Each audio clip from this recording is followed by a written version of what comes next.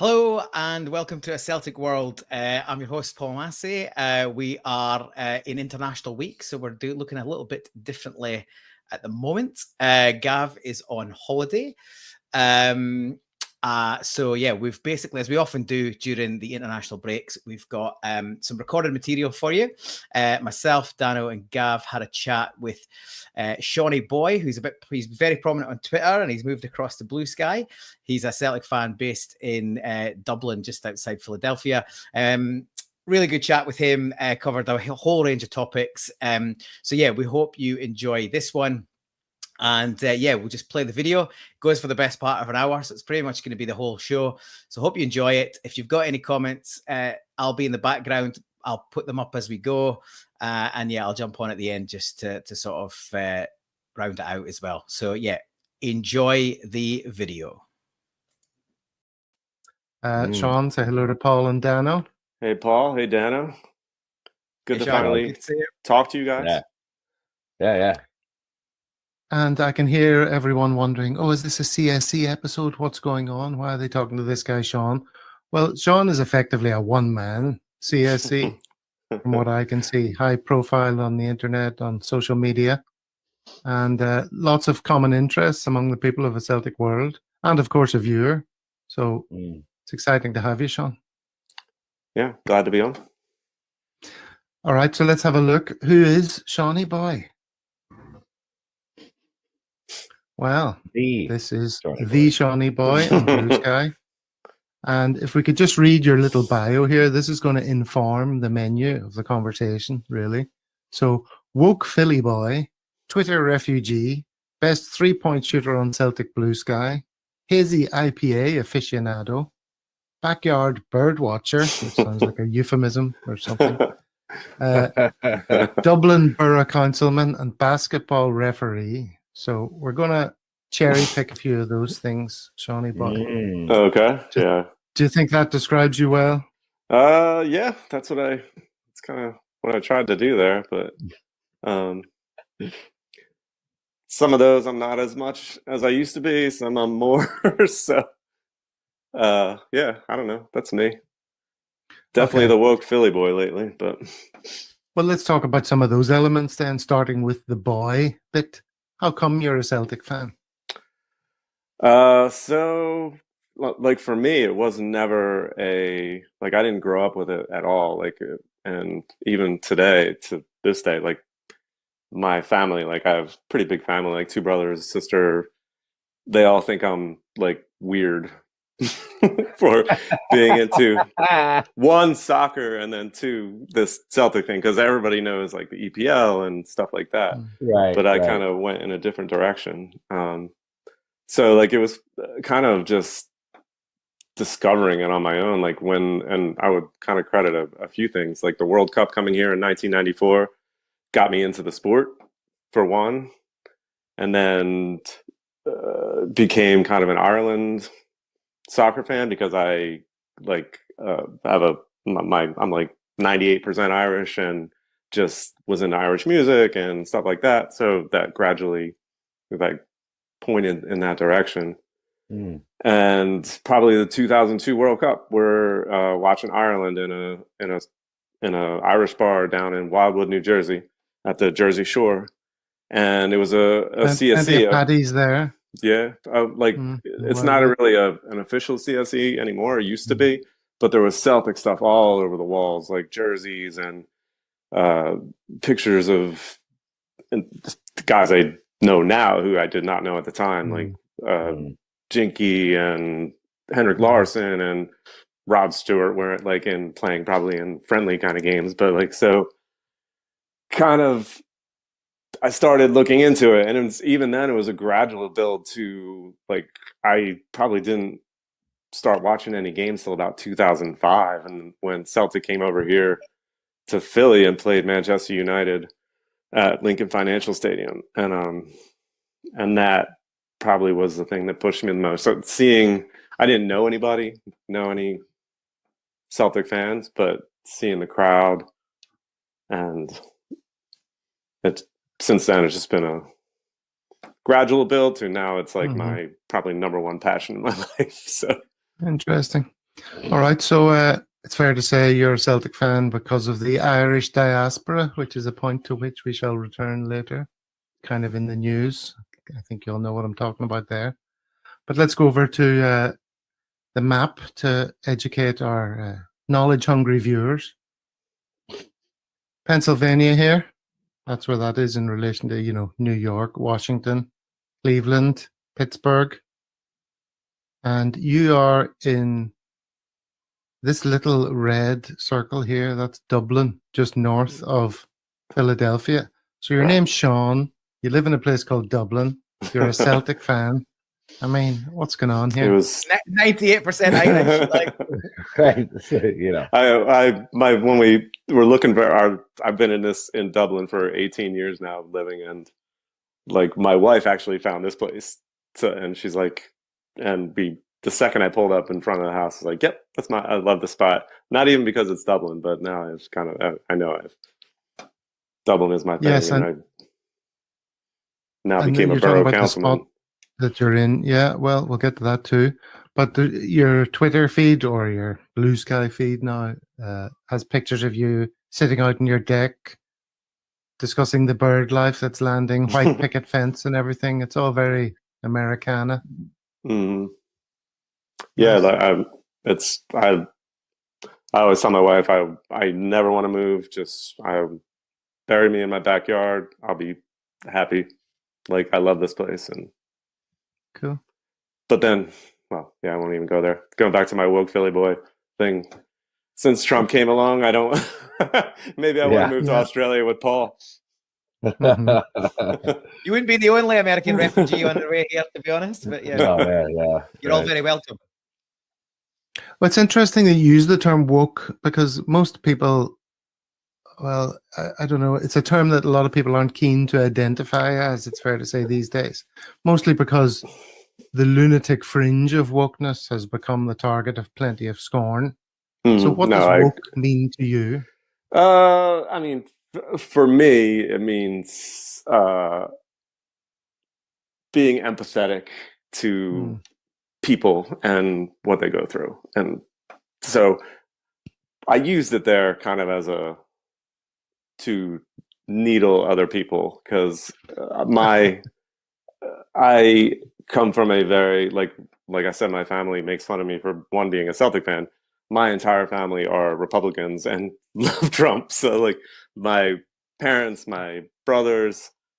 So I kind of put that out there, and some of my friends even too. So I've gotten that, like, where like they'll send me a picture of and it used to be my Twitter thing. Now I have it on Blue Sky.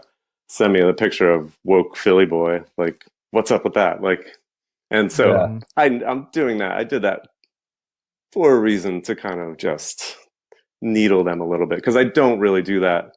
I try to avoid that stuff in my personal life, because it can get awkward and stuff. So a lot of times you don't want to go there. So I'll take my little shots when I can, just like that. Okay. And is your wokeness part of the reason why you moved from X to Blue Sky? Yeah, I would say. Just got tired of the Elon Musk thing, and I do think beyond that, and I've thought that for a long time, that Twitter, and I'll never call it X, Twitter just was toxic, and I think tried to, and I think it's what they do. Like, it's all the algorithms trying to just piss you off, and it was very good at doing that. And so, not that I am able to fully avoid all the negativity. It's not on Blue Sky, but I can look it up elsewhere, obviously. But it's not being forced down my face like it is on Twitter. Like, so, and I got tired of that. Yeah, I think we're all on Blue Sky, but I've kept the two accounts going, and a bit like yourself, Blue Sky is a bit of a dead zone, isn't it? Yes, 100%. Unfortunately, is. No, I agree. So it is what it is. I don't think I'll ever go back to Twitter, but there might be times where I think about it a little bit, just for because I did have great interaction, and I met, and going back to all the one-man CSC stuff, like a lot of that is from Twitter, like in meeting people online and stuff, and setting stuff up to get together. Like Twitter was a huge part of that, and so I do miss that. But no, I mean, you've always got the Truth Central, the Truth Social, option. Yeah. God, I mean, I don't know if there's any open over there. I mean, but then when I got away from Twitter, that's why I was happy Blue Sky came about at once. At first, there was a initial boost of Celtic activity, but then it just totally died off. So I do miss like the Celtic interaction, and especially like game days here. Like when I'm not going to the CSC, you miss that, like just talking shit about the games and stuff like that. Like, so like you can only text your 3 or 4 pals who you know so much, and then once you get, I think it's good to. I did enjoy that banter back and forth with the people I really didn't know, and then you kind of get to know them through talking about games. So, yeah. Paul, are you still on Twitter as well? And you, Dano? I am. I'll be honest. I don't post much on either. Like most of what I do on both Blue Sky and Twitter is just quote tweeting or retweeting, and I won't go likes either. Sure. What we put out, just so to try and get a little bit more coverage and reach. I'm over it as well, and I feel like I'm busy enough that, and interestingly, because I do this, and obviously I still got a foot in, say, like another podcast, then I feel like I've covered all my that, plus keeping an eye on one or two other producers. There's some amazing Celtic content out there as well as what we do, which is also amazing. And by the time I've done all that, I haven't really got the time with a job and a wife and dogs and stuff to kind of worry too much. But I'll still have a flicker through, especially mainly if we've had a really good result or they've had a terrible result. It's always worth a look to see what goes on. But I don't post as much anymore, to be honest. I kind of go through fits and bursts depending on the circumstances, but mostly out. I actively despise social media. So the only reason I'm on Twitter especially is for the show, just reposting what we're doing and stuff like that, or maybe something really funny from Kaiser or something like that. But I got my fill of social media doing 5 years of radio over here, so it was like, okay. Once I was off the air, it was like, okay, that's enough, basically. All right, let's move it on then and talk about this hot topic issue that's been very much in the news, if you consider social media of a Celtic variety to be news. This is the story, of course, about what happened with the Celtic Exchange podcast, who did an interview with a guy called David Lowe, and his words have caused a bit of consternation among US Celtic fans. You can see this tweet here. This is Pittsburgh saying, I'm not sure what to say about this guy's comments concerning supporters clubs in the US. I'll be nice and call them ignorant. Quite embarrassing for someone who seems like he has a modicum of intelligence. So maybe we should take a little listen to his words before we comment on them. Would you like to do that? Let's. Like nothing else. Celtic support, and by association, the Rangers support in the USA, for example, is nothing. Nothing. It's insignificant, inconsequential, has no import whatsoever. I watched the game during the week there in a bar in New Orleans, the New Orleans Celtic Supporters Club.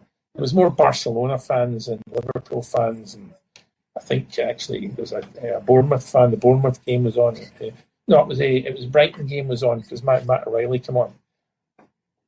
Just me and another guy, and that's symptomatic of most Celtic clubs now, apart from maybe New York. It's Grandad's favourite soccer team. That's what it is now. It truly is. So do you mean you would mean inconsequential, David, in terms of the financial contribution they make to Celtic? There's obviously emotional ties with various clubs, and we've spoken to Celtic supporters clubs across the States there's obviously an emotional tie for a lot of folks, but in terms of but it's an aging demographic. I mean, it really is, because, and again, you can see it depending on what city you're in. And listen, I helped set up the North American Federation in 1996. I was involved in the Las Vegas convention. I did the TV deal. It sounds like I'm being immodest here, for the original one with CNN in Waterloo, Canada. I know the size of the Celtic and therefore Rangers support, and it's not big. It's an aging demographic. It's granddad's favourite soccer team. Mm-hmm. The sons likes the Celtics, but not as much as dad. The grandsons like it as well, but not as much as, that's just the way it goes. The real opportunity, this is an opinion now, is cashing in on, that I think, is the Irish diaspora rather than the Celtic one. Celtic's a subset of the Irish diaspora. It's a diaspora that, for example, that Conor McGregor, and I'm not talking about him as an individual or his sport, a very average MMA fighter, with excellent management, a guy called Audi Attar in Las Vegas became his business partner. And McGregor was able to successfully tap into this Irish diaspora, the Shamrocks and Shillelaghs, the House of Pain, that type of thing. And it made McGregor one of the richest sportsmen in the world ever. I mean, right up there with Tiger Woods, because of the way he was marketed. So that's the opportunity, if you like, that Celtic could consider cashing in on the Irish diaspora, of which we're a subset. Okay, Sean, what's your reaction to that? Well, I had heard it before. I actually listened to the podcast based on what a couple guys posted on it on Blue Sky. I saw that one from Sean from Pittsburgh and then Sean from Detroit. I do think there's a little bit of ignorance in that the example he used, sitting in a CSC in New Orleans on a weekday game. I'm thinking that must have been when we played Aberdeen. You're never going to get a crowd anywhere in the United States for that. Even in New York, where you're going to get hundreds of people for a Rangers game or a Scottish Cup final or something like that. It's a little bit of ignorance. However, maybe in terms of the club, how they look at us, we probably are not as much of a concern financially, and because we're not contributing as much in terms of season tickets and stuff like that. We all have our Celtic TV, we all buy our jerseys and stuff like that. Maybe we're not contributing in those parts, but I do think it's we shouldn't be disregarded. I think kind of he made it out to be. That was my opinion. So I don't know. I was mildly annoyed, but at the same time, I think he's speaking in terms of economics because that's his thing. So we're not a big part of the club financially. That's how I saw it. So yeah, he used some rather unfortunate terms, didn't he? Insignificant. Yeah. I think it was just a lot of poor choices of words. But that's I was going to say that's kind of the same for anyone who's not going to games regularly and in the immediate environs of the club. That goes for every CSC in any remote part of the world. The further you get from Celtic Park, the harder it is to right. Particularly with the proliferation of Celtic TV, other streaming options. People don't even go to their club as often anymore, and we touched on it briefly before we came on air. We're lucky, and it's the Scottish and Irish connection, certainly down here in Australia, that does it. But when there's a big game, or it's at a time which is a bit more favourable, because that's the other challenge as you move to different time zones, you get a big turnout. And I've had the same concerns as he sort of alluded to around age and demographics, and what does that look like for Celtic supporter clubs around the world, including my own here in Perth. But the last few times I've been in, there've been tons of young kids in there, which is really good. And most of them, a lot of them would have been born here. Some of them are traveling, obviously, but a lot of those would have been born here and raised here, and their parents have got, you know, that Celtic thing into them. And judging by the enthusiasm that I see in that club when I'm in there reasonably regularly, that's going nowhere. So I would imagine that the bedrock support, Scottish, Irish, and then people like yourself, Sean, who have kind of found their way into it, I would expect that would be pretty similar, but I might be wrong. I saw, like, I was in Pittsburgh last weekend, and I saw it was a special weekend because, like, having people in from all over the place.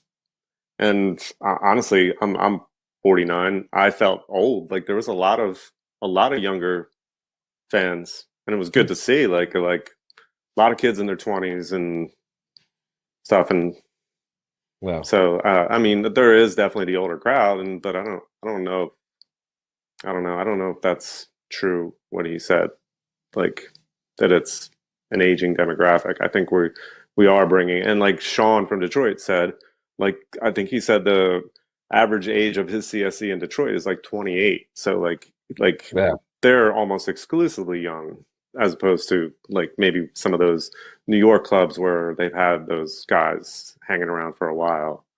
So I don't know. That is the lifeblood club, because the clubs need people that are willing. Like, it's the older crew that usually are the organizers and the backbone of the club. But without younger people coming through that will eventually replace them once they're a bit older and want to continue that work, then you have got a problem from a CSC point of view. The one he's talking about in New Orleans as well sounds like, and we see these around the world, where it's not really the CSC as such, it's just where the CSC meets. For me, I mean, that sounds like it was a Champions League night. I mean, obviously Barca fans are there, everybody who's in the Champions League, and a Champions League night game in Europe is obviously going to be like 7, 8 in the morning in the US. So of course nobody's going to be there. Everybody's just everybody's at work, especially kids in their 20s, man. Kids in their 20s who are out of college and are just starting their professional life are going to need to be going to work in the morning. Like, it's not exactly the most opportune time to be doing a midweek game in the Champions League. So it's not surprising that like barely anybody's there, even in New Orleans, which is kind of a party town. But the other thing I don't understand is like, if the whole CSC thing is completely insignificant, why did Celtic just do a massive tour of the US?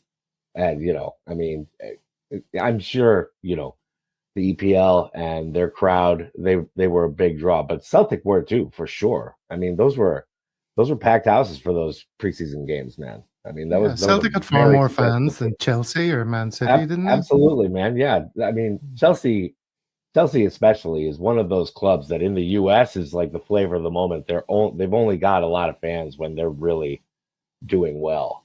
So, yeah, and even that, I won't call them real fans, but they're not not to call myself a real fan, but they're not the people. They're people who saw a jersey at the store and liked it, or watched them on TV one time and they won a game, so like something like that. And it's not the Premier League game on NBC or something. And it's different.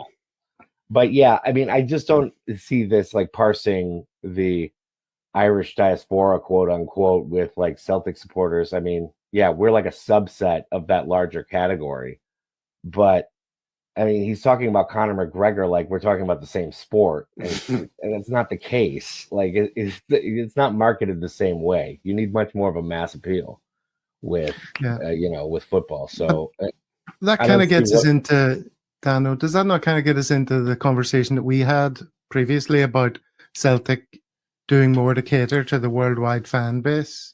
We did a whole episode on that, what they could do with their online presence and creating a place for Celtic fans to meet and contribute and create their own networks all over the world. And of course, the one thing that Celtic has, that episode on the Celtic Exchange podcast, which is a great podcast, by the way, is contrasting the Celtic opportunity with the Rangers opportunity. And what we have is a network of Irish pubs all over the world, like every corner of the globe, loads of them that could be tapped into, you know, to provide those bases. Absolutely. And so his suggestion that Celtic could do more to reach out to the Irish diaspora, of which 3 of the 4 of us are Celtic fans because of.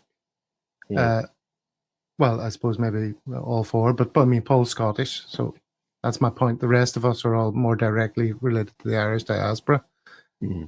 There's truth in that. I think that is part of the marketing opportunity that exists. Paul, can I ask you to respond, and we'll see if your mic is back? Yeah, I think we have got a natural opportunity with that whole Irish network, because they haven't got that, and they haven't got like their very Scottish Protestant background, which doesn't have a spreading all over the world like the Irish thing does. So I think we've got a massive opportunity comparable to them, and I think we can be doing more about it, as we say, as we've touched on previously. So I rarely like it when we get heaped in the same basket with them for obvious reasons, and I think this is an example where it's completely irrelevant in terms of the only thing that's tying them to the States is this potential takeover.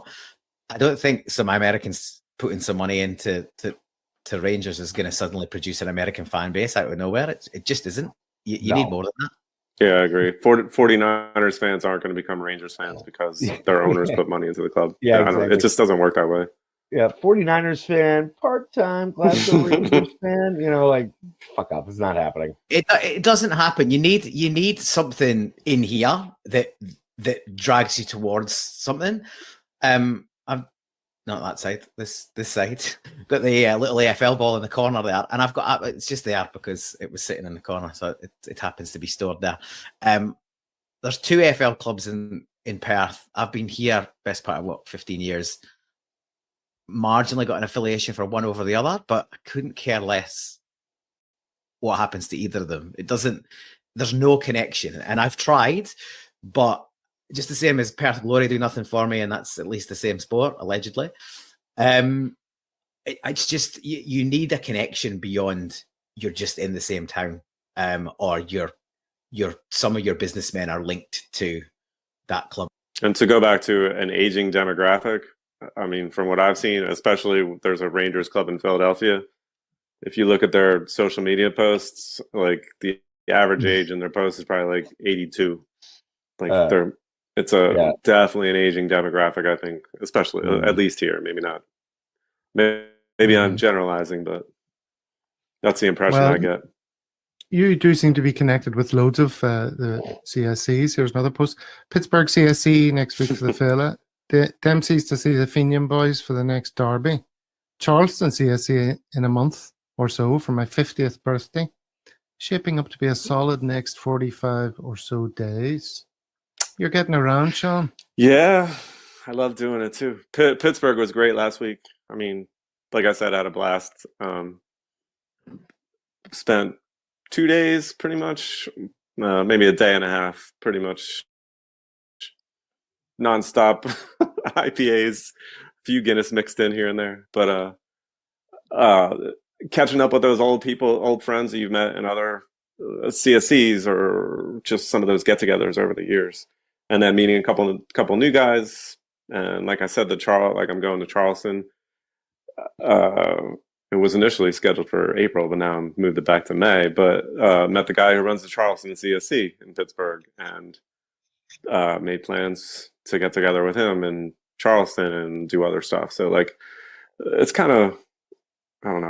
I love it. And that's why it's not like I'm a one-man CSC, but like, I love getting out there and that's my goal to like get out to at least all the American CSCs. And awesome. Even though I've never been over to Scotland, which that's a whole nother story. I need to get over there too. Right. Yeah.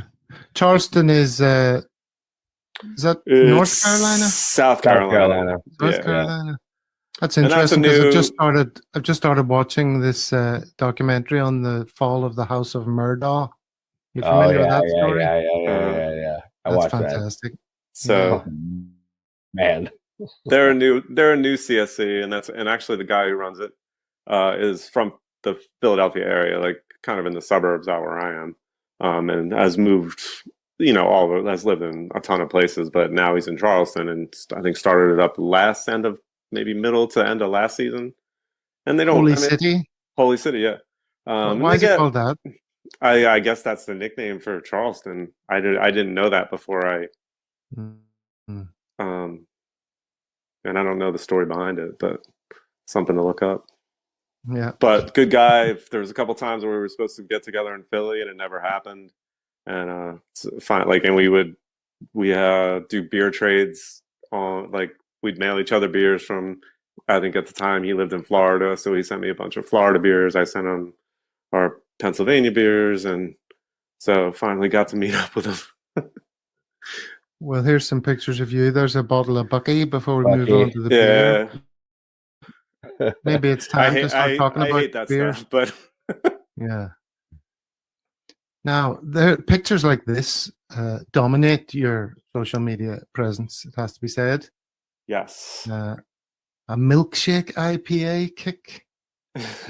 What's going on here? Is that really a thing? It is a thing, yeah. It's like a IPA brewed, and then they'll add like vanilla or something on in the after, like apple. That's what you mean. Apple pie, something like that. What do you think of it? And lactose as well. Yeah, lactose definitely. Some of them I like, some of them I don't. Those ones that I posted, I really liked. Yeah. But yeah, some of them are a little too much, like too sweet. Like yeah, right. Yeah, that was my impression. I tried a couple of them when I was back for a month, and I was like, yeah, okay, I could do without this. Yeah. So, and I go through different. I mean, I'm mostly just on like kind of hazy double IPAs. That's my go-tos. But every once in a while, I'll IPAs. Yeah, like they're just stronger. Like they're up in like the 8 to 10% alcohol range. So. Not sessionable. Not sessionable at all. Just have a few pints and you're good to go. There's a 9.5 double nugget nectar. And that's the world's going crazy with the beer names and all that. I do. The IPAs over there are out of control, man. Yeah, and you'll never be able to drink all of them. There's millions of them. I mean, honestly, there's going to be more IPAs than people eventually in the States. Well, I'm so jealous of the likes of you, Sean, and Paul, where you are. I don't know, maybe Korea has a thriving craft beer scene, but the beer in Malaysia is pathetic. There's like 4 types: Carlsberg, Heineken, Tiger. Yeah, Southeast Asia. Yeah. And in the town I live in, there's 2 places that sell an IPA that's brewed in nearby Sarawak. And I was in one of them yesterday drinking one of the IPAs thinking, I'm talking to Seanie Bhoy tomorrow. I was telling my wife, I'm like, this is the only beer that tastes of anything available in this town. And it's depressing. But on the other side, if I drink more than 2 or 3, my head does not forgive me the next day because of all the impurities, right? Paul, tell us about your experience of craft beers in Perth. And is that a truism that because of all the impurities and it's not mass produced, is that what gives you the headache? I think I got worse hangovers on industrial lager from drinking that for years in my younger days. I think our advancing years are part of the issue, Gav. And I think the other thing that happens is these IPAs, whether they're single IPAs, double IPAs, triple IPAs, or even quadruple IPAs, as soon as you start above 6%, in that 6 to 12% range, you're naturally going to get more of a headache because you've put away more alcohol. You'll have 2 or 3 beers. I did it the other way. I said to my wife, I only had 3 beers last night. I looked it up. We've got a standard drinks thing here as opposed to other units. It's more called a standard drink, effectively probably 1 unit. And they put it on the cans because Australia, probably like the States, has got quite a kind of attitude to you can balance it out and still drive. But yeah, I had 3 beers and it was 9.2 standard drinks because none of them were about 6.5%, 7%. Like one was 10, one was 8 point something, and one was 7. Right. So for 3 beers, I felt like I'd had 7 or 8. So I don't think it's necessarily the impurity. I think that actually that in terms of it better for you, there's less additives, there's less sort of preservatives and stuff, because the beer's not expected to be on the shelf for as long. And it's more about how you store them and the between the brewery and the retailer as well. But yeah, me and Sean have been in communication on social media for a number of years. So it's great to finally meet, at least in this way, if not in person, because yeah, we share a love of big IPAs, and particularly the haze craze. So yeah, we the only thing is we tend to be crossing paths at opposite ends of the day. Either I'm having a beer and he's getting up, or he's having a beer and I'm getting up. As is the case today. He's enjoying a beer, and it's what, 9:30, 10 a.m. here when we're recording. So yeah, it'll be until we find ourselves on the same continent. I think it'll be difficult to enjoy a beer at the same time. But yeah, no, we're really super lucky in Perth, Australia in general, but Perth for the size of the demographic. We've got an amazing craft beer scene here, and yeah, big hazy vibe here as well. But we've got breweries that do the full range, which we're really lucky with. But yeah, the haze craze doesn't seem to be going anywhere. Which, Sean, you're right in the middle of that, because that's an East Coast states. Yeah. Oh yeah, the Northeast. Right? Yeah, more originated up in like the Boston, Vermont area. Yeah. But it's definitely, I mean, expanded everywhere, at least in the what people are brewing out in Colorado, and it's not just breweries in the Northeast of Pennsylvania or Philadelphia or the United States that are doing that. So, Dano, are you struggling to process alcohol the older you get? Yeah, I mean, there's a definite difference as years go on, man, for sure. I mean, for sure. And that the heavier IPAs, I don't really necessarily get a headache, but I'm definitely noticing that I'm getting drunker off a tall boy of that than a tall boy of Stella or something like that. I mean, for sure. I don't really think it's the impurities. It's just stronger. High content. It's stronger, man. It's just stronger. So you think you're having one beer, and really you're having what, 2, 3. So I think it's a compounded effect as well. Like if I stick to beers under 5%, I can drink on for longer and feel better and feel like I'm still with for a much longer period. Then, like if we go to Irish bars and I have a night on the Guinness, which is obviously like 4.2, even though that's a heavy beer in terms of how it tastes, I can drink that for a much longer period than if I'm tipping over 6% for every beer. It's a much shorter trip before I'm it catches up with you. Exactly. Looking for a way home or nodding off in the bar. Right. And I mean, the more alcohol you have in the drink, I mean, the less actual water or any other type of hydration is in there. You've got less time to process it as well, right? So exactly. You put another one in on top of it, and it adds up much more quickly. Right. Yeah, just at the same time to get out again. Whereas if you have a 4% beer and it takes you 40 minutes to drink it, it's not getting in your system for as long and as hard. So yeah, I think that's probably the main reason. I did find an excellent hangover hack though recently, which is do 1,000 milliliters of like a vitamin C supplement, man, before you go to bed.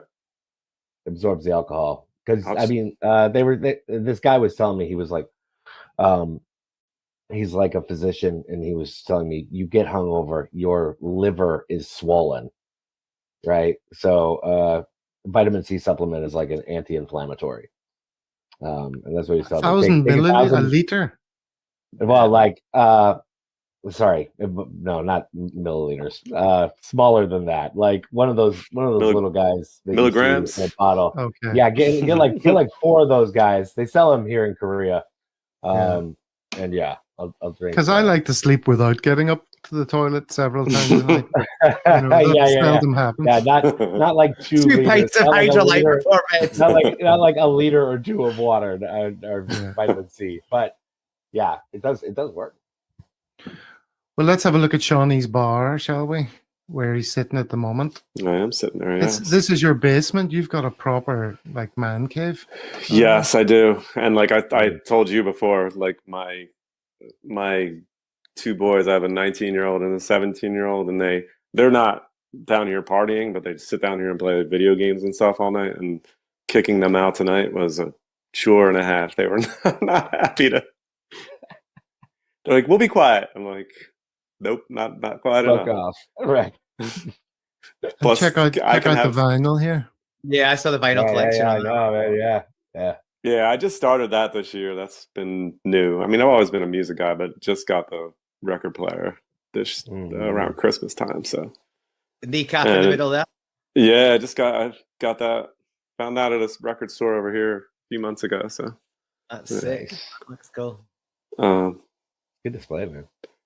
But yeah, so that's what that's like just a little, yes. Oh man. Do we all know Krungbin? Yeah. I only stumbled across these the other week, actually, and I was really random that should be brought up. Yeah. I can't remember how I stumbled upon it. It might have been on a playlist linked to something else. But yeah, pretty out there, but good. They are amazing live, man. I've never seen them live. That's what my one friend just went out. Just saw them at Red Rocks out in Colorado a few months ago, and I was like, that'd be a great show to go see. Hell yeah, man.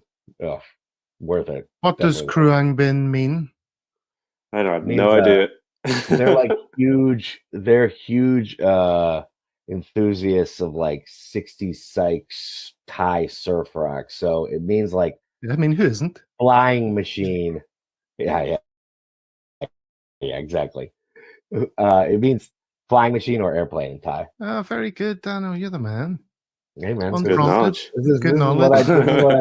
When I found a band I liked when I was on radio, man, I did the background. But those guys, I just started getting into them this year. But that's like, and again, I feel like they're a good vinyl music to listen to. Like when I'm sitting down in my bar, it's just chill, super chill. Like so nice, man. It's so nice. And so is the older stuff. Yes, that too. Yeah, like old blues. Those Chicago. Yeah, Delta blues, Chicago blues. I got like Lightning Hopkins and just got John Lee Hooker this week. So I'm like, and I haven't even gotten to listen to that. And how about belting this out full volume? Is that Go Go Bordella? Yeah. Bordella, is it? Go Go, man. Yeah. Go Go, man. Immigrant punk. That's still my, I think, favorite live show I've ever seen. Like I went to. Oh, really? Went in Philly outdoors. I actually went thinking it was, Flogging Molly. Like I went with my cousins who are big Flogging Molly fans, and thinking they were the headliner. And we got there late and actually missed Flogging Molly because Go Go Bordella was the headliner. But still, I mean, they just knocked the roof off. I mean, no roof, but it was in the middle of a massive downpour outdoors on the Philly waterfront, like on the Delaware River. And it was just unreal. Like best show I've ever seen. Fantastic. Yeah, they're amazing. And Immigrant Punk we mentioned, and then I saw the name of another band which I had to look up, and it turned out to be these guys. Social D. Wow.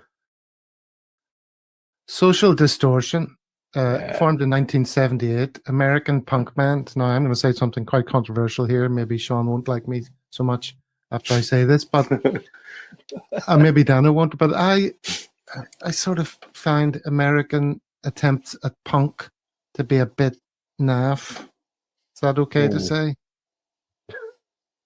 With the exception of Dead Kennedys. Yeah, I don't know what naff means. I can kind of get it off of it. Like naive or just naive doesn't quite hit the mark. Like as I say, except musically and lightweight, and like the Dead Kennedys, I think embodied punk in a way that no other American band did, musically and in terms of social conscience and all that, and the stuff they sang about. Whereas the bands like this and what do you call that other quotes punk band that's quite recent? The Ramones never hit the mark for me with their music, and they didn't even look like punks. They look like more old rockers, didn't they? Yeah. So punk, I think, is essentially a British thing, like really, isn't it? Yeah. English thing. Well, no, I suppose Scotland definitely as well, and Ireland. What do you think of that? Is that controversial, Sean? No, I don't know. I think everybody has their own style of music they're into. I wouldn't judge anybody. I mean, that's what my kids like. Look at my music and they're like, "So, what are you doing up there?" But I don't know. To be honest, like this is one of the things that kind of kept punk at an arm's distance for me. Like the opinionation and the purity tests and all the other bullshit that tends to go on with punks. I'm just like, I don't want to deal with the shit, man. I don't want to. No, because there's always a punk crowd. There's always like some kind of argument. Is this punk? Is this not punk or whatever? Yeah. And I could not give less of a fuck about it. Okay. Like, is the music good or is it not? I don't know. And everybody has their own opinion about it. I mean, that can be what it comes down to as well. But I think, is the music good? But yeah, it's got to sound like. I'll tell you what, another band that I think, which might surprise people, but don't seem to me to be essentially punk in their music, is The Clash. Doesn't sound like punk to me. That sounds more like rock and roll. A lot of their stuff, punk, man. Yeah. I think I think they got lumped in with punk because of when they started. And they had this. Obviously, Strummer had a massive social conscience, but I think they were way more talented than most punk bands. Because they had more range, they had more influences. They were more influential, probably on a number of different genres, and they pulled different genres into their sound as well. So yeah, I agree with Gav. I think there was punk elements, but to be honest, punk's a weird one because punk came from originally it was do-it-yourself music with a bit of a social conscience and a blowback on mainstream stuff. But as soon as it went mainstream itself, then is it punk? It's back to this. It's back to what Dan was saying. What do you decide it is? It's like a leftist political movement. It just eats itself, man. It just interesting link there, Dano. Very nice. That'll take us on to the next wave of the conversation, which is let's have a look at this tweet by Seanie Bhoy and see where it takes us. Could not agree more. Could not agree more. That's why I said I wanted to move to Perth with Paul. Or somewhere.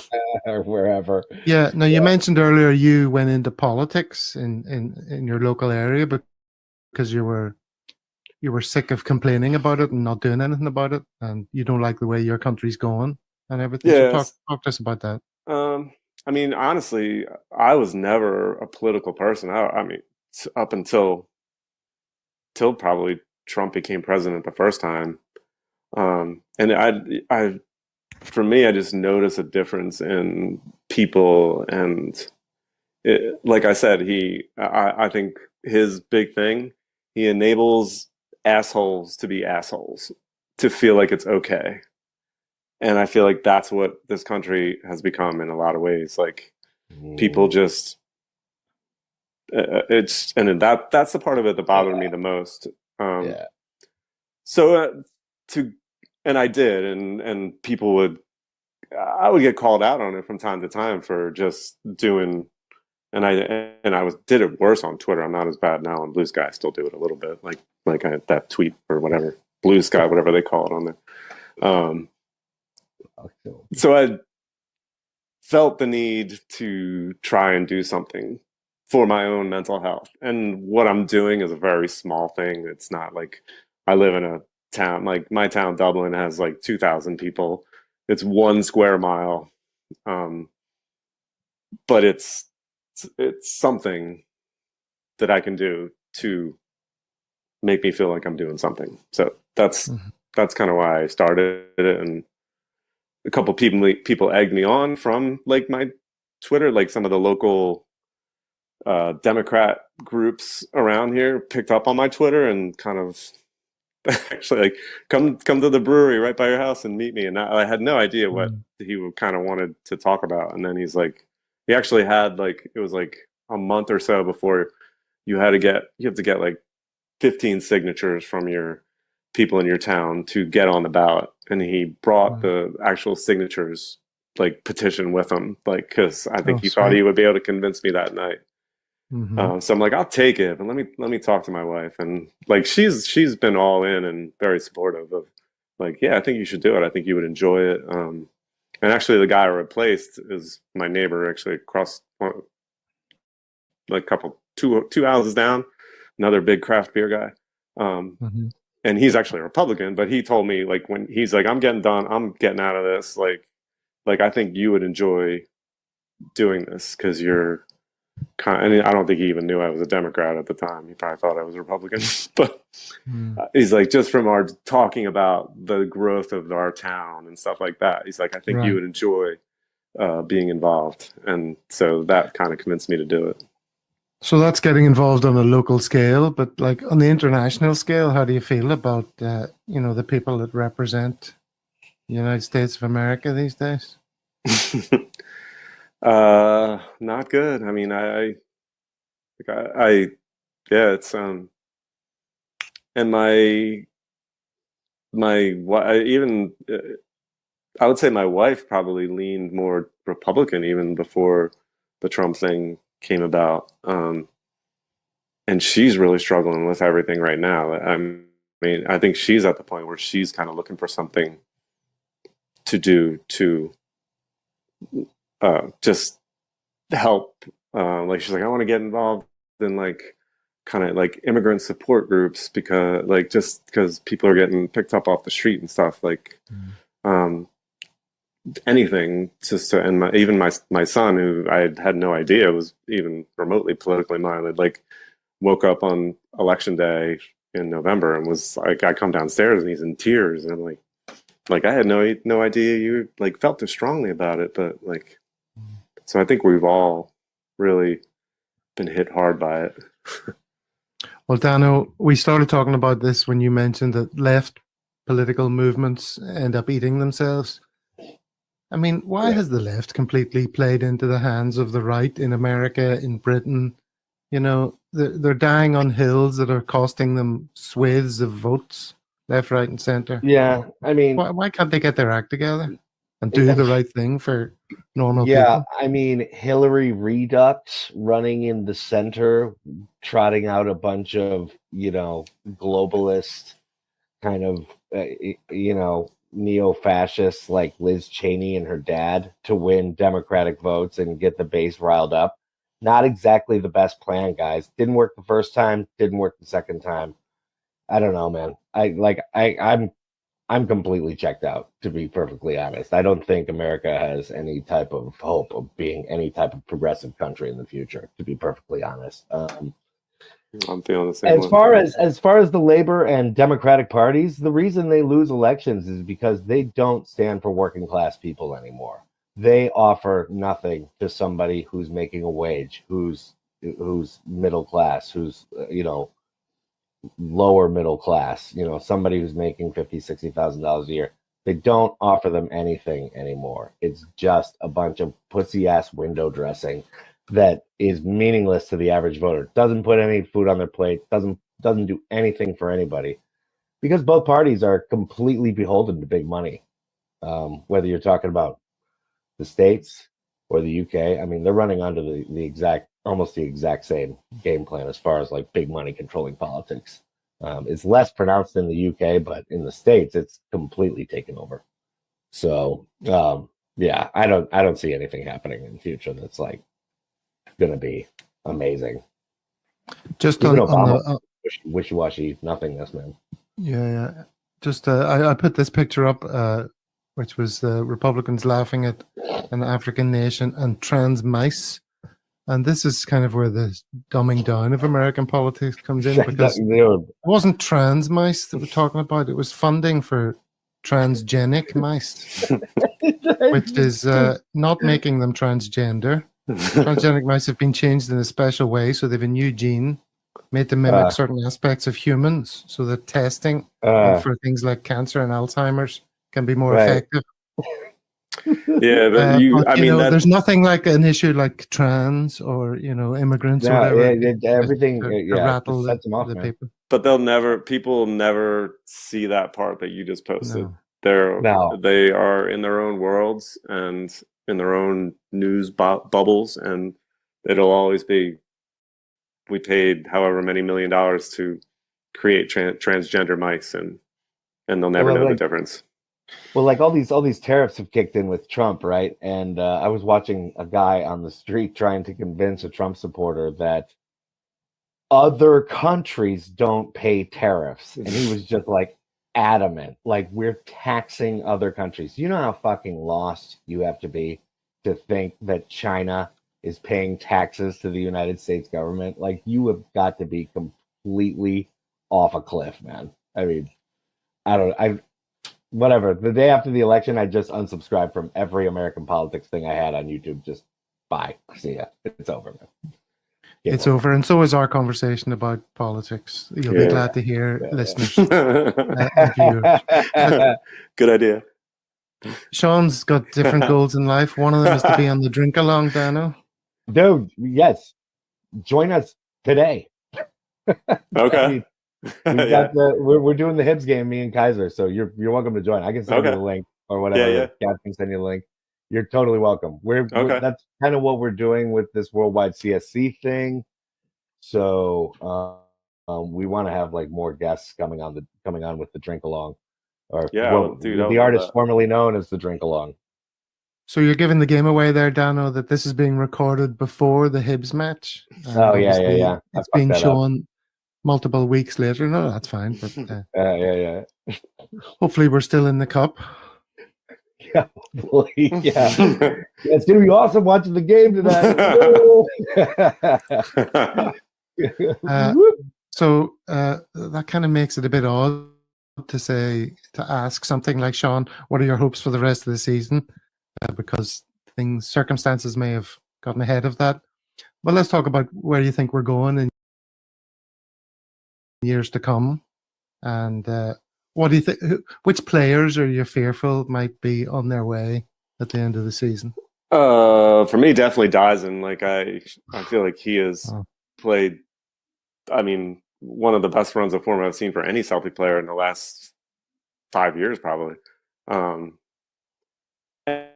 And especially to do it in the Champions League. So I think that puts you out there with a lot more visibility. So I'm very concerned about that. Nicholas Kuhn, definitely too. Those two guys I think would be big losses. But I mean, and I hate to get into like, you know, a lot of people are like, oh, we'll get 25 million or 30 million or whatever. Like, because I feel like we never put that money fully back into the team. So I would be very worried about losing those two guys, especially. I think Engels is going to be one of our best players of the last 10, 15 years. And eventually, I think he's got that kind of potential. But I still think he's a little ways off from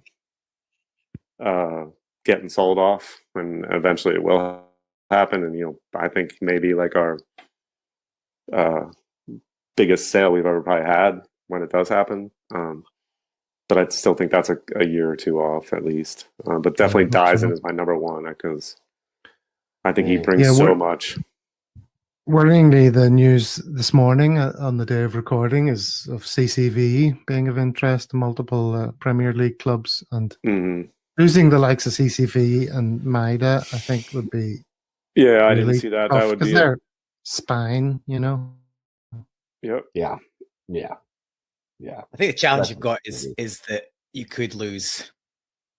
We've been lucky up until now where we've only really lost one key player per season. And we've managed to sort of keep the squad together and really just have to swap one or two key players out and add some squad players for depth. There's a genuine risk this season based on how well we've done in the Champions League that we could lose 3 first teamers potentially, maybe even 4. Like there's a genuine risk that CCV, Rio Hatate, Alison Johnston, and Dyson Maeda will be on multiple people's radar. That's depressing. The thought of those 4 going. It is depressing, and I don't think we could or should let 4 go at the same time. But my concern is the scouting at the level it needs to be to replace those adequately?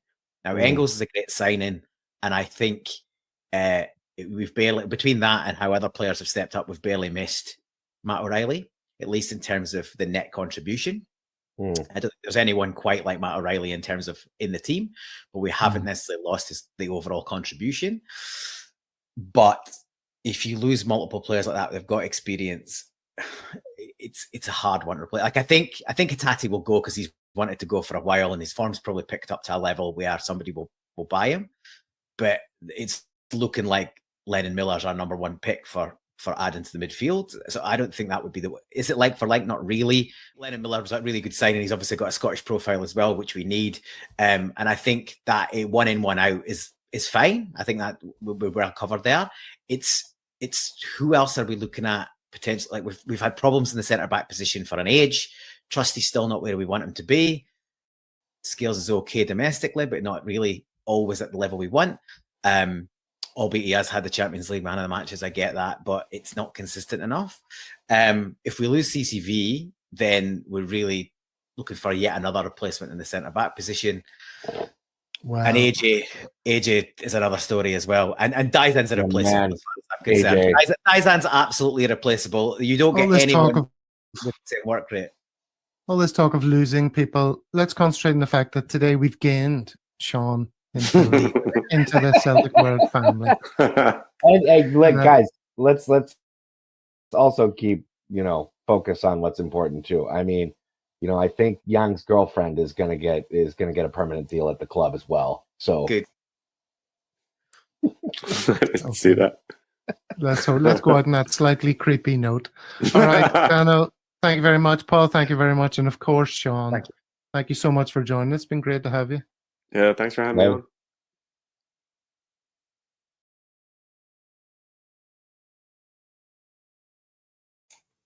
So that was our conversation with Seanie Bhoy. Thanks to everybody who got on to join in. The comments got going. Apologies about technical issues with the YouTube stream at the beginning, but we got there in the end. Yeah, great chat with Sean. We did that as you sort of alluded. It was alluded to pre the Hibs Cup game a couple of weeks ago. The time difference is a bit challenging to speak to somebody in the States. So I think it was 9 a.m. in Perth in Malaysia for me and Gav, 10 a.m. for Dano, and I think it was 9 p.m. In Philly for Sean. But it was a good chat. I hope you guys enjoyed it. Covered a lot in it. This is what we're trying to do in the international weekends is obviously give you some content that isn't just a regurgitation of going over the derby again or whatever else. So obviously still international week. Come the Monday show, we will have another pre-recorded video for you. We'll be catching up with a different CSC that was recorded a little while back. Not sure who's hosting for you Monday. It probably won't be me, so it's likely to be Dano or Steve. But yeah, appreciate you all getting involved. A couple of hundred on tonight, which is great. So yeah, we'll be back on Monday with another recorded show, and we'll be back to normal-ish preview show the next Thursday as we look ahead to the weekend's game. But appreciate you all being on. We'll speak to you soon. Hail, hail. Cheers.